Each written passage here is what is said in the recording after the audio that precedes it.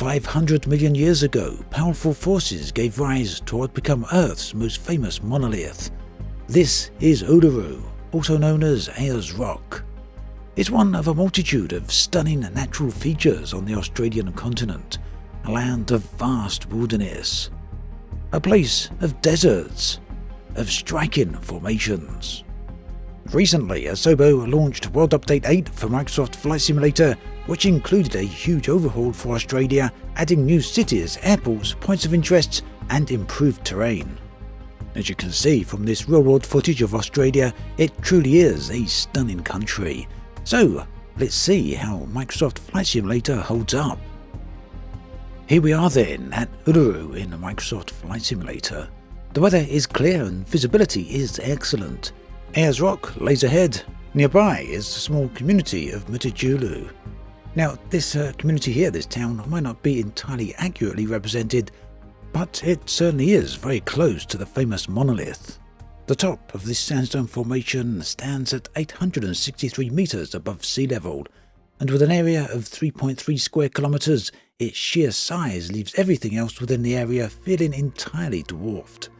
This is without doubt an extremely remote location. The nearest town, Alice Springs, stands over 440 kilometers away. For the local Aboriginal people, however, Uluru is extremely significant. The Ananu speak of the rock's deep cultural significance, a crossroads of dreamtime, and the monolith stands as physical evidence of the ancestral beings' actions as they created existence. Today, Uluru remains a place of international interest, with hundreds of thousands of people visiting the site each year. NASA imagery is particularly interesting, like this photo right here, which was taken from the International Space Station. Now things become perhaps even more interesting if we take a step back and zoom out, getting a full view of the entire region. Above Uluru, we can see Lake Amadeus.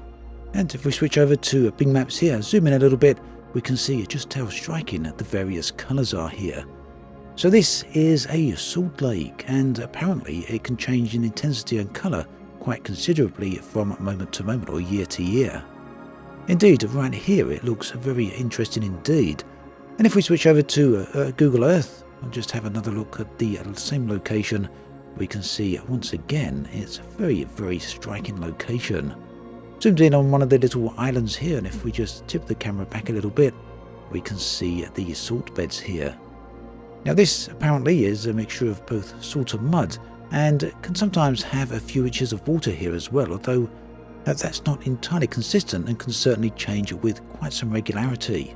The lake then is over 100 kilometers long and around 10 kilometers wide, and this makes it the largest salt lake in Australia's Northern Territory. And there we go, another nice view of the lake as a whole. So I was hoping that this might be especially interesting over in Microsoft Flight Simulator, picking up all these colour variations there.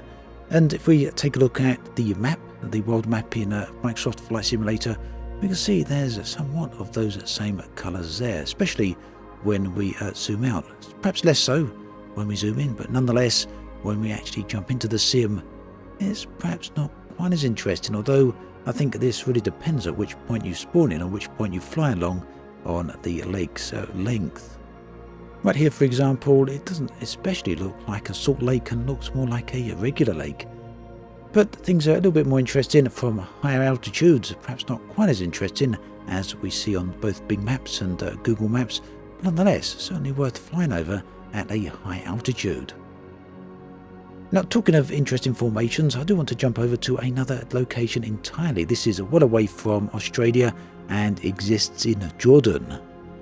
This then is Wadi Rum. And I want to talk about it very briefly because I have shown footage of this from Microsoft Flight Simulator in previous videos, and I get a lot of requests and comments discussing it. Now, some of you may feel that this location seems very familiar, and you'll be entirely correct with that. It's a location that has been popularized by many movies. Of a special note would be Lawrence of Arabia back in the 60s. In more recent times, it was the filming location of many scenes from The Martian, and yes, it does have a somewhat Martian looking aspect to it.